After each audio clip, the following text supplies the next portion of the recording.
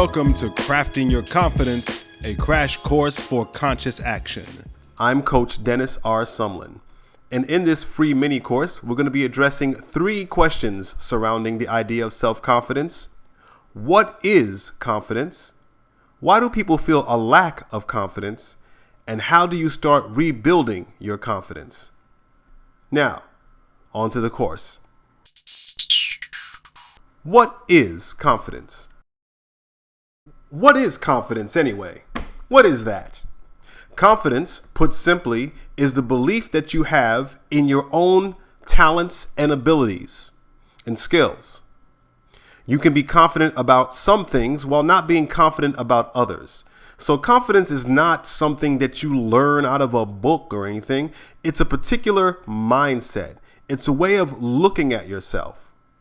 So you can be confident about playing football, but not all that confident about playing the piano, you know? You can be confident about your ability to speak in public, but not really about your ability to play the trombone. So it is possible for you to feel confident in one area and not confident in another area. Now, why would someone develop a lack of confidence? Where does that come from? Why would someone not believe in their own abilities? Well, there's 4 major reasons we're going to discuss here on this mini course. I'm going to name them right quick, and then we're going to go back through them and present some solutions for them. So the 4 reasons why people develop a lack of confidence. Number 1, childhood experiences. Number 2, mistakes. Number 3, comparing themselves to others. And number 4, perceived inferiority. So what do those 4 things mean, and how do we solve those things?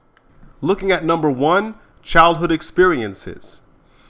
Well, from the ages of 0 to 6, we are all in what's called theta state. It's a brainwave that is the same as being hypnotized, which means that we absorb all information around us. We're young, we're learning, we absorb all the information around us, all the messages, both good and bad. And as you know, later on, when we get into our teen years, it's full of competing messages and philosophies and pressures and so forth. So there's a lot of things going on as we are children. So the reason why you, me, or anyone else would develop a lack of self-confidence is because as children, maybe we weren't supported enough. We were sheltered. Maybe we didn't get a lot of encouragement from our parents. Maybe our peers didn't really support us. We didn't have a lot of friends. So that got embedded into our brain as children, that we're not good at something, that no one supports us when we do something. Now, what's the solution for that? Realistically speaking, we can't change the past. We can't just go back and change the past, make our peers support us, become unsheltered. So here we have to practice a little bit of acceptance. Now, acceptance doesn't mean you like it. It just means that you accept it.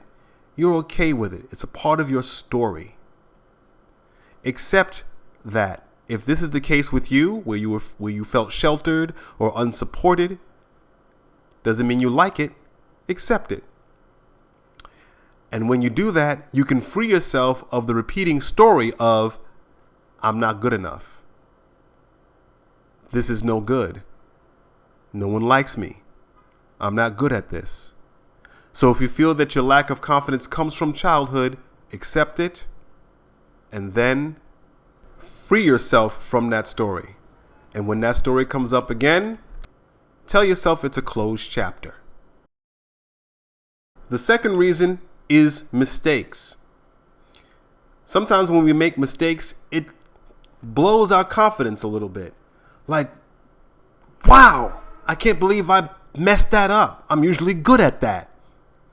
Or maybe I can't do it the way I thought I could. Or some other mistake that we beat ourselves up for. Mistakes are just that. They're mistakes. We're human. We can make them. If you're good at public speaking and you have a bad speech one day, that doesn't mean you're not a good public speaker. It means you had an off day. You made a mistake. If you're a great basketball player, but you missed that three-pointer, it's okay. We're human. Nothing is perfect. So remember to give yourself a break. So remember, we're all human. We make mistakes. Nothing is perfect. And also, practice compassion for yourself. Take yourself out of your body. Ask yourself this question, which is the first question on our worksheet. If you knew somebody who made a mistake by doing blank, you would support them by doing blank. Show a little bit of compassion. What would you say to somebody else who made the same mistakes you made? Would you show them support? It's important to remember to show yourself support when you make mistakes. That doesn't mean you're not good at something. It doesn't mean you can't improve in something. It just means you made a mistake. The third reason why people have a lack of confidence and why you may be experiencing that is a reason that's very common, is comparing ourselves to others. So many of us, me included, sometimes get lost in the world of comparing ourselves to others.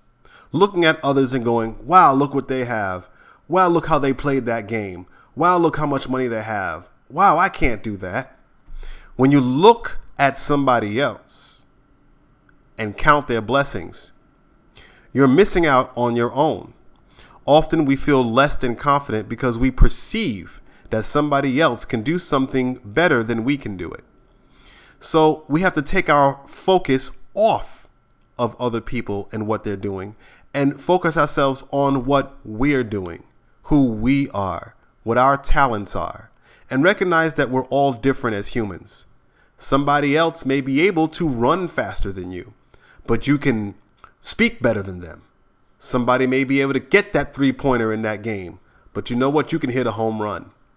So acknowledge that. What kind of things make you proud or happy or otherwise confident in yourself? Think of the things that you are good in. Maybe you speak well. Maybe you're ambitious. Maybe you're a self-starter. Think about things you're proud of. Maybe you're proud of your son that just won the game.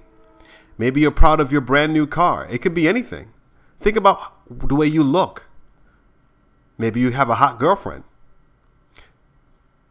Or whatever it is. 7 of these things. Write them down. Think about them. Think about the way they make you feel. When we're feeling less than confident, it's important to step into our own power. Put the focus back on us and step into our own power. The fourth reason why people have a lack of confidence in themselves is that sometimes we tend to look at people as if they're superior to us, as if they had control over us. Now, this shows up commonly when there is a power dynamic, such as if you're a student and someone's the professor, if you're a worker and someone's your manager, if you're the younger brother and someone is your older brother. This form usually happens when we perceive that somebody else has authority over us. But the truth is, nobody actually has authority over us.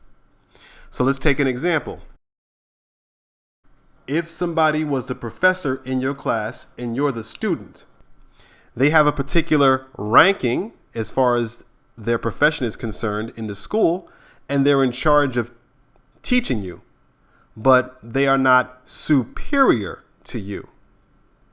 You're also there for your own purposes. They're supplying you with the things that you need so you can accomplish your goals. So instead of focusing on them being the superior one, understand that you and your professor are really doing the same thing.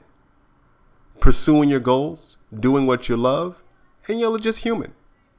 Now, being confident in yourself and understanding that no one actually has authority over you doesn't mean you get to be rude or disrespectful or shaming towards people, because that's actually a manifestation of lack of confidence.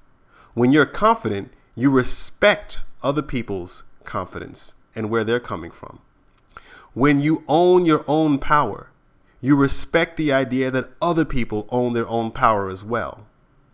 So, when you stop replaying the stories from your childhood, when you show compassion to yourself when you make mistakes, when you focus on your own blessings instead of someone else's, and when you own your own power and realize that you are the authority over you, then those are some steps that you can take to start rebuilding your confidence.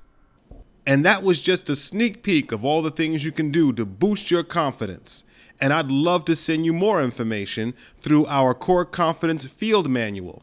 It's free. Just go to coreconfidencelife.com, enter your name and email so we know where to send it, and get your field manual so you can boost your confidence and become more self-aware.